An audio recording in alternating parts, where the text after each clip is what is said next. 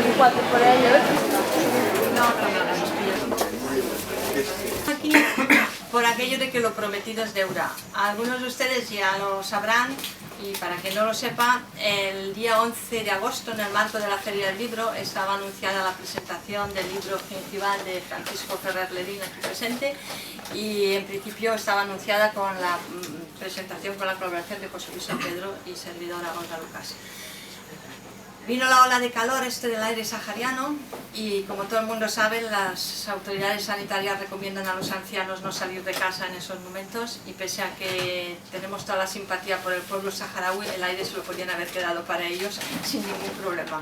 Pero no fue así, entonces él no pudo acudir, y como muy cumplidor, y ahí en la feria dijimos que, bueno, que se buscaría un lugar cerrado para salvar las inclemencias del tiempo, y que en otra ocasión se haría. Obviamente no se va a hacer una segunda presentación, entonces en este caso lo hemos enfocado como un diálogo entre los dos autores en torno al libro. Y como el libro habla de muchas cosas, pues va a ser en torno al libro y al mundo, yo creo. Son dos autores, no los voy a presentar porque sería ridículo que la más desconocida de los tres presente a los conocidos.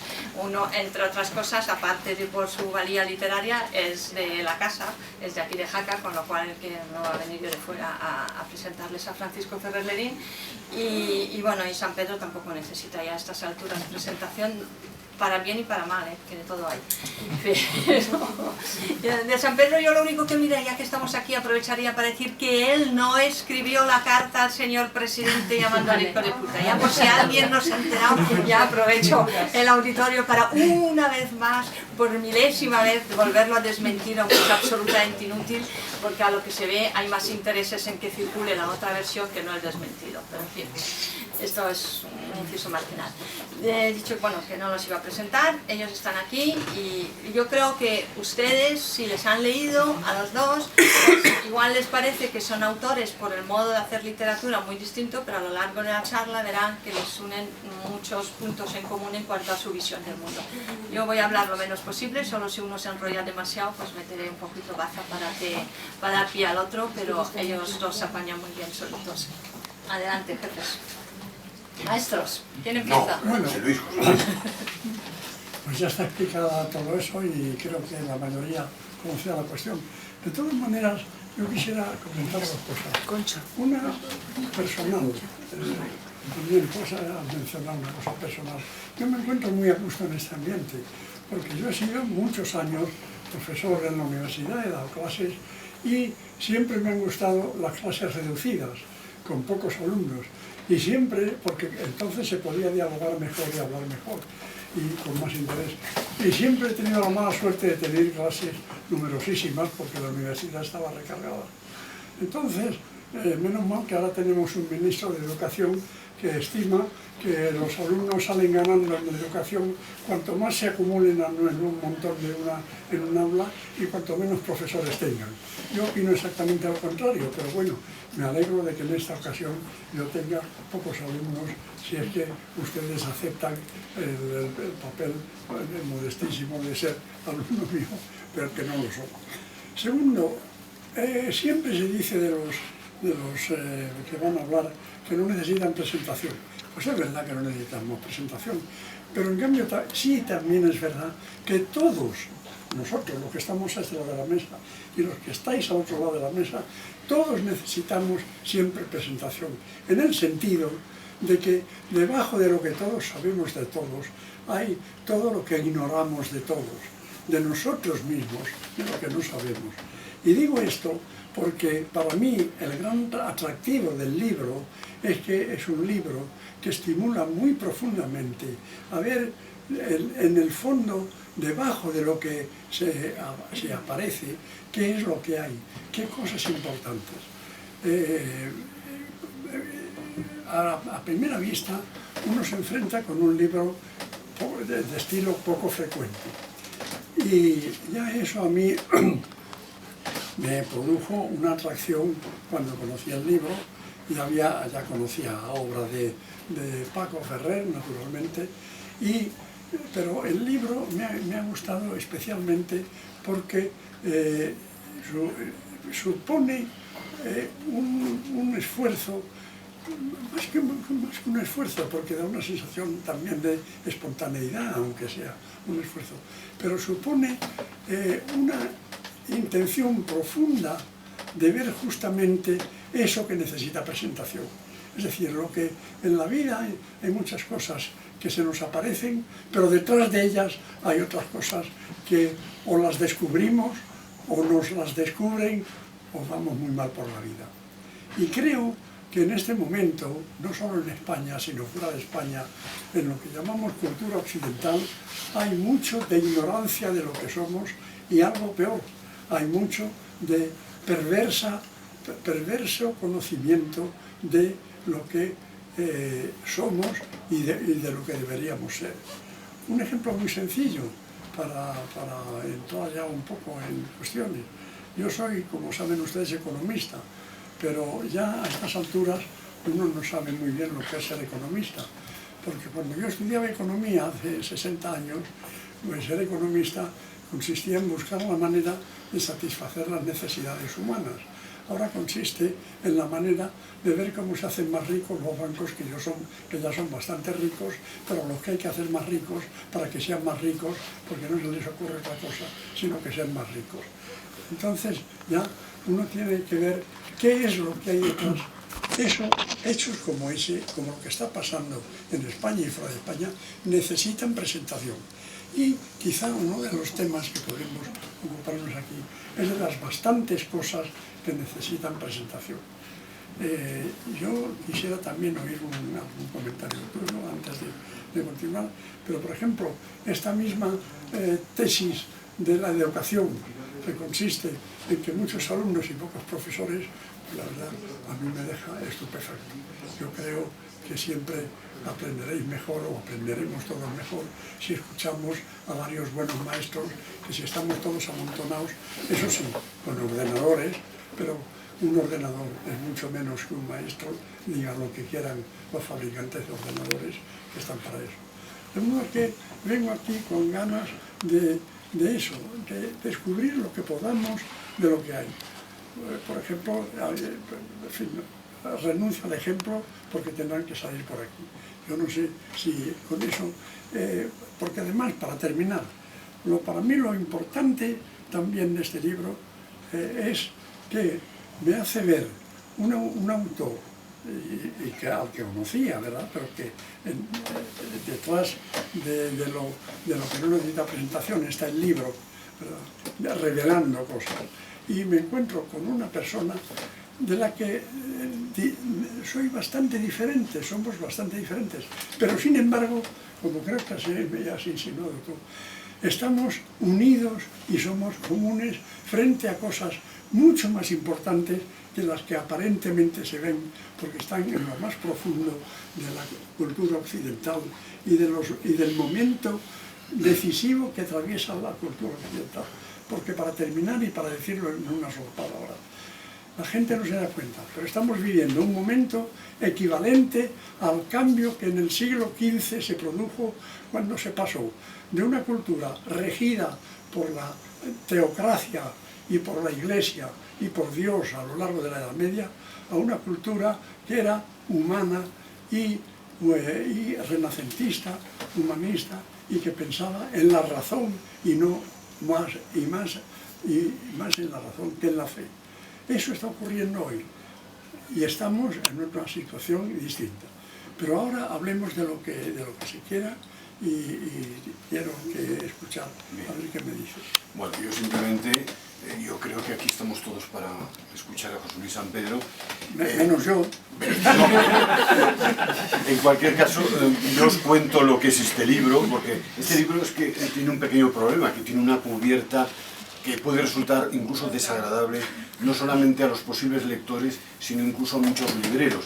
Otro día me hablaban de Madrid de 2 o 3 libreros que no lo tienen así a la vista del público, lo tienen en un cajón. Vaya favor que han hecho. El editor es un genio del marketing. Vaya favor que han hecho.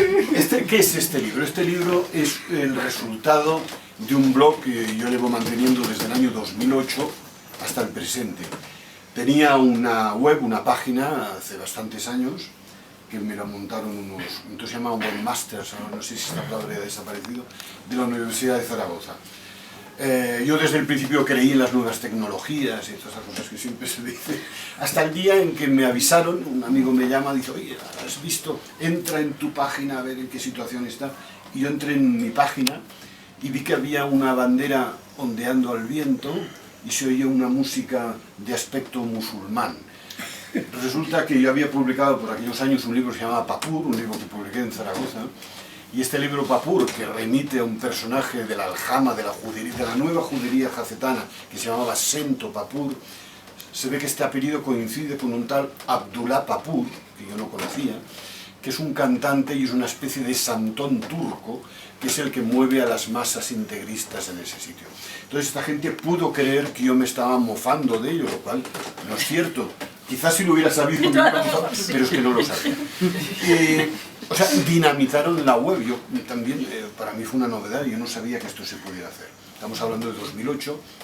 Entonces estos mismos chicos, bueno, alguna vez que había escrito la tesina sobre mi obra, el otro ha ido a hacer, y no sé, de la Universidad de Zaragoza, dijeron, bueno, es que ahora esto de la web ya no, lo mejor es el blog, y empezamos el blog. Inicié el blog como muchos blogs que lo que hacen es recoger información, una foto y así, hasta que un día pensé, bueno, y todo ese material que yo escribo y no utilizo ni en mis poemas ni en la narrativa, se podría ir colgando en el blog, y así empecé.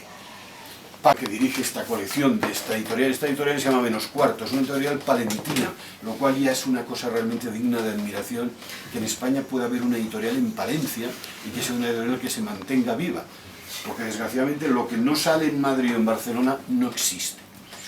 Bueno, el director de esta colección, que es un profesor de la Autónoma de Barcelona, es un especialista en relatos breves, se llama Fernando Valls, es almeriense con apellido Chueta.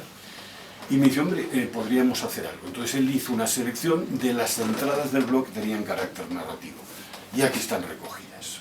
Esto es simplemente lo que yo quiero contaros, qué es el libro. Luego, si quieres, entramos en profundidades metafísica o... No. Pero es que has hablado del formato más. Sí, pero es que pero si lo que quieres, me sí, no, te interesa, no está muy bien que lo hayas explicado, pero casi que intenta con algo de contenido para bueno, entrar pero en yo es que se lo materia. dejaba a José Luis porque como el otro día estuvimos en el barco de Arada hablando de Sí, esto. Sí. Fue en 1943. En 1943 yo estudiaba economía. Se publicó un libro de Norbert Wiener titulado Cibernética, Sí. cuyo subtítulo, el del libro, era el uso humano de los seres humanos. A mí aquello me interesó muchísimo y me pareció que había ahí unas oportunidades enormes. Bueno, pasa el tiempo, me voy enterando más o menos de esto de y tal, y llega el momento en que me compro un ordenador. Todo el mundo tenía un ordenador, pues había que comprarse un ordenador. Pues la verdad es que he llegado a escribir un poco del ordenador, pero como si fuera una máquina de escribir, porque yo soy un mecanógrafo estupendo, pero del ordenador no. ¿Por qué? Pues porque no hemos simpatizado. Yo simplemente acariciaba a veces al ordenador así, cariñosamente, a ver si, en fin, si nada, no crecía la empatía ni por casualidad. Y como la verdad no me ha respondido mucho, no tengo la menor idea de todas esas cosas, de los blogs y de todo eso. De modo que yo sigo escribiendo con unos papelitos, unas notas y unos lapiceros y ya está. Y en ese sentido, pues estamos lo mismo. Que llevas tu ordenador portátil en el bolsillo. Llevas siempre tu ordenador portátil en el bolsillo. Sí. Bueno, para eso. Esto es mi ordenador portátil, que es un ordenador estupendo. No hay que reírse.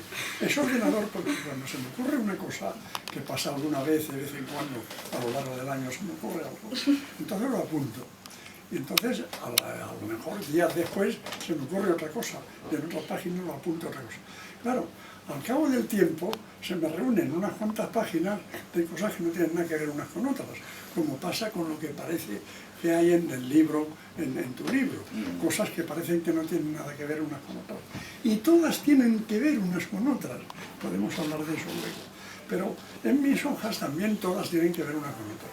Pero le llamo ordenador porque yo con un movimiento muy hábil que me ha dado la experiencia de muchos años, cojo la hoja, la arranco delicadamente, sin romperla, y cojo cada una con la su, cada cual la que está más cerca, y las ordeno. Por eso le llamo a esto el ordenador. Pues el ordenador me funciona muy bien, además tiene muy poco gasto en energía y funciona muy bien. ¿No? Que es otra cosa que nos une, pero no separa. Nos une el hecho de ver la conexión entre, posible al menos, seguro al menos, aunque no lo veamos, de entre todo. Creo que la visión del mundo de Paco es, como la mía, una visión de que hay un mundo único y que en ese mundo todo depende de todo. Todo depende de todo. En ese sentido, la astrología, por ejemplo, tenía cierta motivación más clara entonces que hoy. Pero lo que pasa es que a veces la dependencia es tan remota, tan de lejos, que es como si no existiera. Y nos limitamos a ver las dependencias de lo que nos rodea. Y decimos, como dijo Ortega, yo soy yo y mi circunstancia. Yo soy yo y el mundo que me rodea, incluidas las personas que me rodean. Y esta es muy importante en una cultura como la nuestra, que le preocupa mucho individualizar a la gente para poder explotarla una por otra, una tras otra. Y no tienen interés en que se formen grupos, ni asociaciones, ni afinidades. Esto me parece fundamental. Sí, también tenéis algo muy en común, vais a misa todos los domingos juntos. Sí. Te digo que otra cosa que tienes en común con Paco, que vais los dos juntitos todos los domingos a misa. ¿A qué misa? ¿A misa? ¿Qué es eso de la misa? Bueno, esa es otra coincidencia. No, hay una cosa que sí que podríamos decir, que es lo de lo científico y lo dogmático. Claro. En mi caso es algo que está absolutamente presente. Yo tengo una formación, yo vengo del campo de la ciencia, aunque luego entré en el mundo de la literatura, de la poesía, y en estas entradas, también falta una terminología para definir realmente cada apartado de esto. Se podría hablar de piezas, entradas sería el mundo del ordenador y del blog. Hay un trasfondo importante del mundo de la ornitología, de la observación de la naturaleza, de la ciencia en general, y la ciencia como sistema abierto. Esto es algo que nos une con José Luis, que frente al dogma de la religión, de todos los esoterismos y de las supersticiones en general, la ciencia es un campo abierto que nunca está cerrado a nada y vamos avanzando en él, y sobre todo dudamos. La duda yo creo que es fundamental, no solamente en nuestra mente, sino en nuestro modo de comportarnos. Aquí no hay absolutamente nada dogmático. Desde la primera página se ve que el autor, que coincide que soy yo, pues yo estoy constantemente sumido en la duda a ver qué es lo que pasa, y no estamos realmente convencidos de nada. Esto es algo que nosotros hemos tratado en varios encuentros, y creo que esto es una de las pocas cosas que nos une, porque tú has dicho que hay muchas que nos unen, pero pocas más. La religión está clarísima. La religión es una cosa propia de mitología, ¿verdad? El hombre solo ante el universo pues necesita consolarse, necesita creer que alguien le ayuda, necesita creer, porque es tan pequeña cosa y tan ínfimo que nace el sentimiento de alguien y de, tiene que haber alguien que arregle esto. Bueno, eso, como decía Sigmund Freud, pues las religiones son todas delirios colectivos. Y en eso estamos completamente de acuerdo. Yo, desde luego, como todos los españoles, pues he sido bautizado, he sido, digamos, creyente porque me decían que fuera creyente, y me lo decían con argumentos aparentemente aceptables, pero luego me leo un día el principio de la Biblia, ¿verdad? Donde se dice cómo crea Dios el mundo y el hombre, y me quedo tan estupefacto de que la gente se crea una cosa así, que verdaderamente creo que el milagro más asombroso de la religión católica es haber conseguido que todavía millones y millones de personas respetables sigan pensando que eso se lo puede uno creer. Una cosa como la que se describe en esos versículos. Pero bueno, Eso de la religión, pues mira, pues es un consuelo, es como lo que llaman los médicos un placebo, una cosa que puede servir para consolar, al que le sirva que la use. Yo no la uso porque no la sirvo, porque no me sirve para nada, porque como economista soy un admirador del negocio del alma, que es un negocio estupendo, pero como persona y pensador, el alma es una cosa que no me la creo en absoluto. Yo no la tengo. Tengo otra cosa que se llama espíritu. La mujer en la religión y todas estas cosas. No, eso tampoco exactamente no está recogido aquí. O sea, No está recogido, no, pero precisamente por lo que dice José Luis de que todo depende, todo y tal, se desprende de aquí, de lo que hay recogido, en realidad se desprende muchísimo, muchísimo más que lo que dice el libro. Sí, lo que pasa es que este tipo de cosas, este tipo de actos serían muchísimo más interesantes si todos los que entran aquí a la entrada les obligaran a leer el libro. Claro, ese es el Porque problema. claro, estamos aquí Ese en es el una problema. situación un poquito como desproporcionada o desajustada, ¿no? Estamos hablando de cosas que ustedes no conocen y entonces va a resultar muy difícil avanzar. En cualquier caso, el tema de la sexualidad es un tema importante, es un tema que yo siempre lo manejo, quizá siempre con cierto humor y cierta ironía para no dramatizar demasiado, pero quizá hay algo que a mí sí me interesa muchísimo en este momento, que es el mundo de los sueños. A partir de que nos hacemos mayores, y nosotros ya somos bastante mayores, ya casi no dormimos. Yo precisamente cuando me acuesto estoy durmiendo un rato, pero al cabo de, no sé, una hora y cuarto ya me levanto, me despierto. Entonces esa interrupción constante del sueño permite recuperar lo que uno ha soñado, porque uno siempre sueña. Lo que pasa es que si uno sueña duerme como un tronco, se acuesta a las 12 y se levanta a las 9 de la mañana, pues realmente no tiene la posibilidad de recordar lo que ha soñado. Pero si uno interrumpe el sueño 5 o 10 veces durante la noche, estadísticamente es más fácil que uno recuerde los sueños. Los sueños es una fuente inagotable de placer literario. O sea, porque es que los sueños ya vienen de tal forma estructurados que si hubiera una máquina capaz de captarlos y trasladar, esto dentro de poco saldrá, y plasmarlos rápidamente en una cuartilla, los escritores ya nos podríamos retirar todos, porque son perfectos. Y aquí yo trato, en alguno de estos sueños, de trasladarlos del modo más fiel realmente en el papel. Sí, o sea que el sueño es un papel, tiene un papel fundamental en este libro. Eso se nota. Otro papel fundamental es la sexualidad, pero la sexualidad es que forma parte, así como la religión es una cosa que como está en negativo, ya no forma parte de mi vida, y yo no trato el tema de la religión. Cuando yo, por ejemplo, publico un libro como Familias como la mía, que es autobiográfico y así, el cura que nos casó corrió rápidamente a comprarlo. Y dijo, qué suerte, estoy contentísimo, no has hablado de nosotros. Claro, él tenía que hablar de él. Yo no lo nombro esto, pero no ni siquiera porque lo rechace. Esto es una cosa que hablamos otro día del franquismo. O sea, yo pertenezco a una familia que no era una familia de izquierda, pero tampoco era una familia franquista. Franco no existía en nuestras vidas, ni para bien ni para mal. Para mal, sobre todo para otros. Pero nosotros no nos vimos perjudicados por Franco, y Franco no lo teníamos a todas horas sentado allí en la mesa. Pues con la religión pasa una cosa parecida. Entonces la religión allí no existe. Pero sí que existe esa especie de contrafigura de la religión, que es la ciencia, que he comentado antes. Y es una cosa que a mí yo no me la puedo sacar de encima, que es la posibilidad incluso de clasificar. Yo recomiendo a todo el mundo que sale al campo, los senderistas, los montañeros, que se compren un pequeño manual, mariposas del Pirineo, gusanos del Pirineo, plantas del Pirineo, porque el goce, el disfrutar de la naturaleza al mismo tiempo de estar en contacto con ella, es una cosa muy interesante. Y simplemente, pues hay muchos episodios de este libro en el que el protagonista va por un camino y entabla una conversación, por ejemplo, con una carraleja. La carraleja, como todo el mundo sabe, es un insecto del género Meloe, que son estos animales gorditos, negros, con unas rayas rojas, que caminan muy despacito y a veces cruzan el camino y normalmente mueren atropellados por los camiones de la basura. Pues este es el tipo de diálogo que yo establezco normalmente en el libro. O sea que por un lado tendríamos los sueños, que para mí es capital, está la no religión, pero simplemente está ahí, porque hay también no otras cosas. Por ejemplo, yo no trato nunca directamente temas políticos o temas políticos todo, pero temas partidarios, como se dice ahora, temas de partido no entran. Nunca me manifiesto en este sentido, pero probablemente también está ahí fuera. ¿Qué más?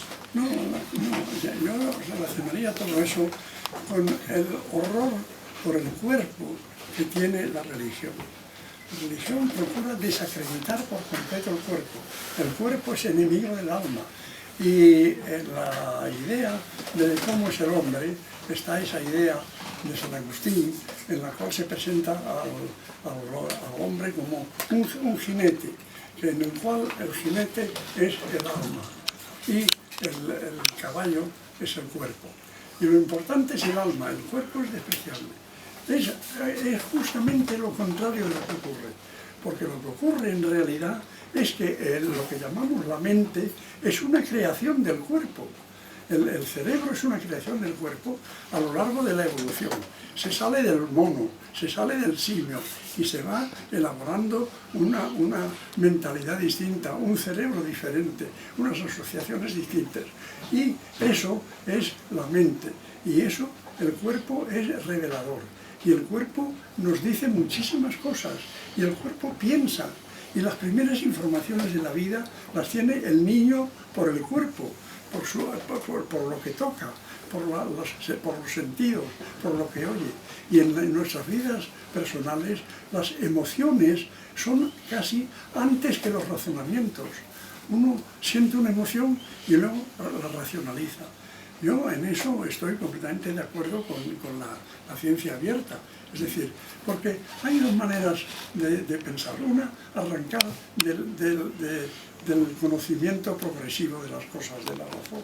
Uno ve algo, el bicho ese que tú dices, y dice, hombre, ¿y cómo vive este animalito? ¿Y cómo se las arregla? Pues mira, se las arregla bastante bien. Pues mira, pues también piensa en el cuerpo, porque los animales piensan mucho más de lo que nos creemos, y tú lo sabes mucho mejor que yo. Pero no quieres decir con esto que yo soy un animal, no. No. Bueno, mejorando lo presente. Pero es que no nos damos cuenta de que la vida está en todas partes. Esta mesa sólida no es una mesa sólida. En la realidad no es una mesa sólida. Esto es un barullo y un baile tremendo de millones de átomos que están moviéndose constantemente. Porque si no los estuvieran moviéndose constantemente, estarían, creo yo, al cero absoluto y estarían muertos. De modo que mientras solo está calentito, sea un cuerpo, iba a decir femenino o masculino, depende, ¿no? No vamos a entrar en eso. Pero mientras haya eso, pues hay vida.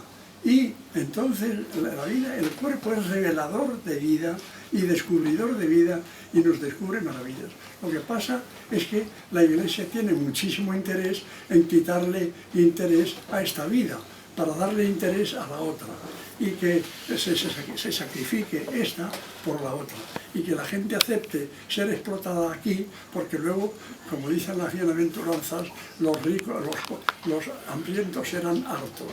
Bueno, ¿hartos de qué? Veremos a ver. Yo por de pronto me atengo al cuerpo, me atengo a lo que tengo y al espíritu, eso sí. El espíritu sí que es lo que nos inspira a todos y lo que nos hace vivir y lo que nos da fuerza. En eso sí que creo. Pero es que hay espíritu en la materia, no hay que despreciar la materia. La materia ha ido evolucionando y creando todo lo demás. El mundo es simplemente energía y vacío, y eso es lo que es. Y la energía estructurada en infinidad de formas. Esto es lo que me interesa. Y los temas de la sexualidad están ligados al cuerpo.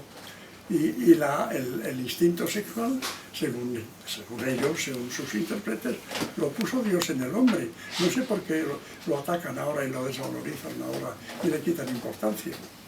Esto que decías de la mesa, tengo una entrada en el blog, lo que pasa es que no la han recogido aquí porque no se ha considerado que fuera narrativa, que es muy interesante. Si uno golpea esta mesa por este extremo, realmente este golpe, este impulso, tarda un tiempo en llegar al otro lado. Claro. Porque claro, está formado, no son células exactamente, pero sí, la materia que hay aquí se va transmitiendo el movimiento de aquí a allí, y entonces no es instantáneo esto. Claro. O sea que esto también está... Hay una cosa que es muy interesante, perdón, una cosa muy interesante también, es el amor por las piedras y por lo aparentemente muerto. Esto quizás no está muy bien recogido aquí, solamente me parece que hay una entrada que habla de eso. O sea, despreciamos totalmente los organismos aparentemente muertos o que no tienen vida. Es un poco lo que tú decías, ¿no? A mí lo que me gusta de los dos es que en esto del divide y vencerás continuo también se ha hecho mucho entre ciencia y letras. Uno o es de letras o es de ciencias, no se puede ser de las dos cosas. Y sin embargo la literatura de los científicos es mucho más rica. Hay una cosa riquísima, interesantísima, que es el armazón que proporciona el conocimiento de una ciencia ajena a la literatura para un escritor. Claro. En el caso de José Luis, por ejemplo, la economía. La economía parte, bueno, a veces es difícil la rastrearlo bueno. en determinados escritos Sí. tuyos, pero eso subyace. Sí, está siempre. Yo creo que un escritor no debería vivir de la literatura. Lo que pasa, claro, No. tú eres un privilegiado. Eres No, un... no, él no ha vivido nunca de la literatura hasta que se ha jubilado. Está ganando ahora muchísimo dinero con los libros. No, pero bueno, esto es un caso excepcional. Pero yo creo que realmente la escritura tendría que ser como, no la obra de un diletante, pero casi. Claro. Tendría que ser algo que estuviera al margen de lo mercantil. Claro. Entonces tener una profesión, pues no lo sé, incluso lavacoches o no sé, o podador de setos, Sí. puede ayudar muchísimo a un Claro. escritor. Muchísimo. Primero porque le proporciona unos ingresos mensuales pues altos, y segundo, porque realmente es un mundo que él lo puede introducir, y sobre todo el léxico. Hay algo que es muy interesante, gracias, por ejemplo, a la ornitología y mis conocimientos, herramientas que un escritor que no sea ornitólogo no tiene. Y cuando un escritor no es ornitólogo, pero por ejemplo es pediatra, sí puede tener estas herramientas, pero si el escritor es solo escritor, Es él muy queda poca como un cosa. poco desvalido. Es muy poca cosa, no, y tú dices, bueno, la economía es ciencia relativamente, ¿no? Es muy discutible, No, pero es sí, ciencia, sí. es ciencia, pero bueno, pero menos, es Sí, ciencia, a ver. pero menos. Pero, sin embargo, en la estructura de sus novelas, incluso, o sea, él escribe con tablas de doble entrada, Claro. el input-output, con, o sea, y luego eso se nota, eso lo gana la estructura. Él lo tiene todo ahí anotado en sus fichitas y lo que se dice en la página 7, pues luego en la página 220 no se repita y si dice que en una página que la cocina estaba a la izquierda, pues luego no gira a la derecha para entrar en la cocina unas Claro. cuantas páginas, no sé, gracias a que él trabaja así como Bueno, los tiene la mente economistas, estructurada. tiene la mente de estructuralismo. Hay una cosa también que, bueno, yo creo que es de todos los escritores, que llega un momento que cuesta diferenciar la realidad de la ficción. Hay personas que a veces me preguntan, sobre todo en la novela esa que siempre se ha dicho que era autobiográfica, y luego te dicen, ¿cómo puede ser autobiográfica una novela como esta? Si fuera autobiográfica tú ya estarías en prisión, ¿no? Bueno, siempre hay formas de eludir este tipo de cosas, pero en cualquier caso llega un momento en que un escritor, sobre todo en textos que haya transcurrido bastante tiempo desde que se plasmaron realmente en una hoja de papel, que cuesta ya saber dónde está la ficción, dónde está la realidad. A mí ya me cuesta mucho. Porque en actos como este muchas veces se producen lecturas y cosas, y la gente dice, bueno, pero esto realmente a ti te ocurrió. Y digo, sí, me ocurrió, pero yo no estoy convencido. De todas formas, también podría ser que aunque no me hubiera ocurrido, también estuviéramos hablando de realidad, ¿no? Pero es Bueno, como si tuviera ocurrido. Así me hubiera ocurrido. Hay que tener mucho cuidado con la realidad, porque la realidad, la de verdad, como Dios manda, que diría el otro, pues la realidad es incognoscible. No podemos describirla del todo. A mí me dan una piedra y me dicen, describa usted eso, y no puedo describirla del todo. No tengo medios de llegar a toda la historia de esa piedra, etc. Lo que quiero decir es que todo lo vivimos en nuestra representación de la realidad. Nos hacemos, cogemos los datos que nos da el cuerpo, que nos dan los ojos, las orejas, los sentidos, al igual, y con eso nos hacemos una especie, cogemos datos, y lo mismo que el pájaro se hace su nido, porque coge aquí una ramita, aquí otra, y se la pone alrededor, nosotros nos la ponemos alrededor. Decimos, por ejemplo, yo vivo en Madrid, y dice otro, yo también. No, bueno, pero no será el mismo. No es el mismo, no se vive, nadie vive dos personas en el mismo Madrid. Y si no, que hagan un estudio de sus calles para ver los sitios que recorren y tal, tendrán coincidencias, pero otras no. Los griegos, no los filósofos que sabían más, pero la gente griega, como sabéis muy bien, creían que vivía en un disco. Después se pensó que se vivía en una bola y ahora se piensa en otra situación completamente distinta, que es completamente esta situación del espacio-tiempo, que yo no lo he comprendido hasta que no pensé algo como que tú acabas de decir hace un momento, que el pico del Oroel que estoy viendo ahí ya no es el Oroel que estoy viendo, es el Oroel de hace 8 minutos o de hace 2 minutos o lo que sea. El Oroel que yo vivo ya no es el mismo, ya es otro. Es decir, que la realidad, vivimos en una realidad que nos interpretamos. Y ahí está la cuestión. Y eso es lo que hace el escritor, tratando de dar interpretaciones, y el científico lo mismo. Y ahora los científicos están viviendo en un mundo que es completamente diferente del mundo de Newton, aunque lo utilice, pero es otra situación.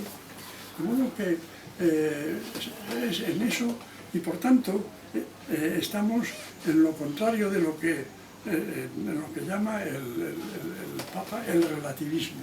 Es decir, estamos en contra del absolutismo, estamos en contra del dogma, de que tenemos que aceptar una cosa porque es la palabra de Dios. La palabra de Dios no la ha oído absolutamente nadie, ni puede demostrar nadie que la haya oído fuera de su propia cabeza. De modo que en eso estamos. Y en eso coincidimos. Muy bien. ¿Dónde estaban guardadas las fichas de las visitas de mi padre durante un periodo de tiempo? Y lo que yo no sabía, que mi padre tenía una clientela muy importante, bueno, pacientes, había que decir, clientela tiene una resonancia. Bueno, también eran fundamentalmente gitanos. Tenía una cantidad enorme de pacientes gitanos. Y estos pacientes gitanos, en aquellos años, no pagaban nunca con dinero, ¿no? La tarjeta de crédito no existía, porque los gitanos nunca tienen tarjeta de crédito.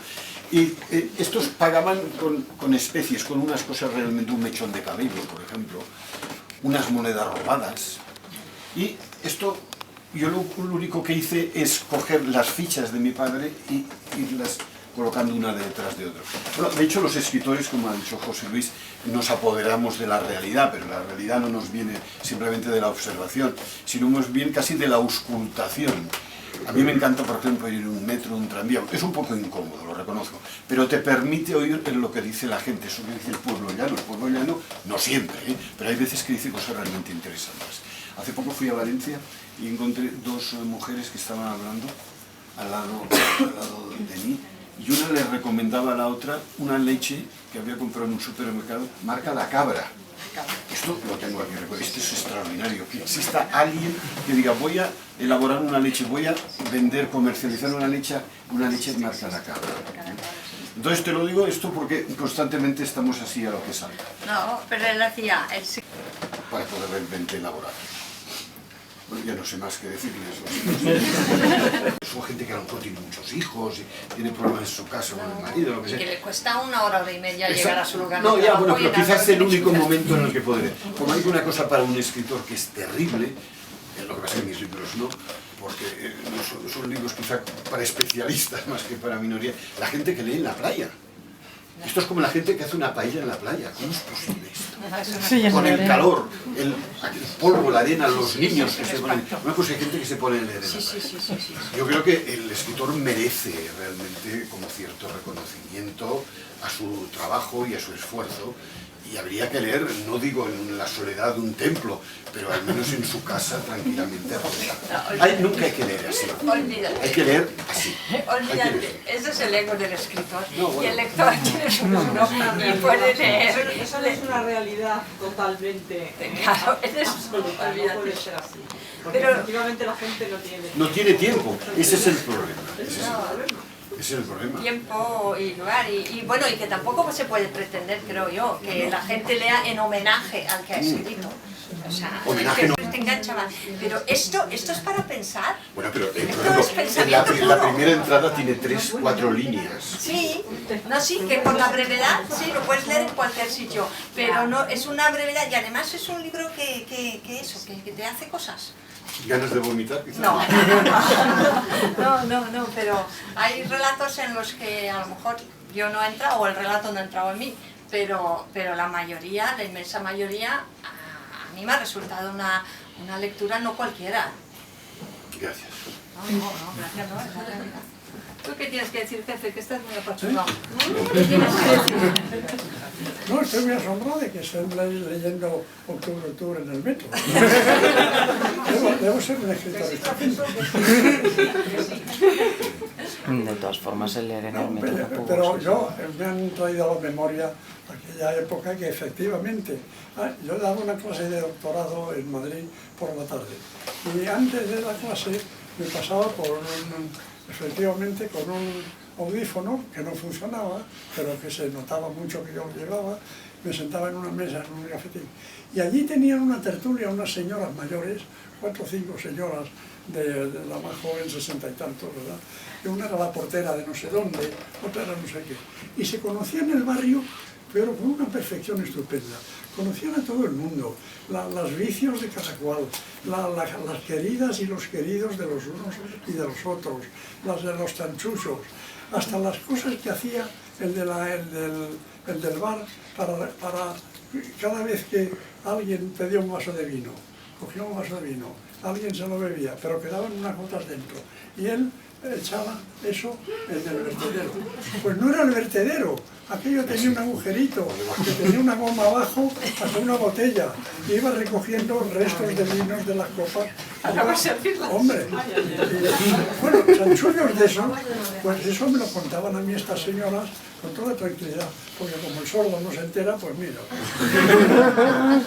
da gusto, da gusto. Ya no lo puedo hacer porque se me nota que ya, pero bueno. No, sí, lo que decías tú, escribir y al mismo tiempo del arte, el método científico, eso es fundamental. Es fundamental. No, porque te proporciona herramientas. De todas maneras, lo que dicen lo del vino no tiene nada que ver con el vino. Aquí, yo llegué a conocer en Jaca un bar, yo vine aquí hace 44 años a vivir, que servía, cuando tú pedías en tu sitio tomaba en coñac y estas cosas, servían la copa hasta una línea que estaba aquí en el vaso. Y si echaba un poquito más de la cuenta, cogía el vaso y lo volvía a echar dentro de la boca. Pero claro, este no estaba chupado. Lo tuyo es mucho peor. Lo llama universal. A lo mejor hay algún descendiente aquí que me esperan a la salida, pero bueno, no sé. Bueno, no lo sé. No sé si esto puede dar más de sí. Luego crítico de las cosas y sobre todo no lo conviertes todo en tan dramático ni en tan penoso, ¿no? Sin humor no habría supervivencia posible.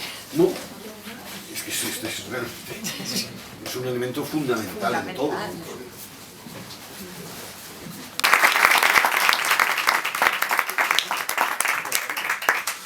Amor y provocación. Bueno, si alguien...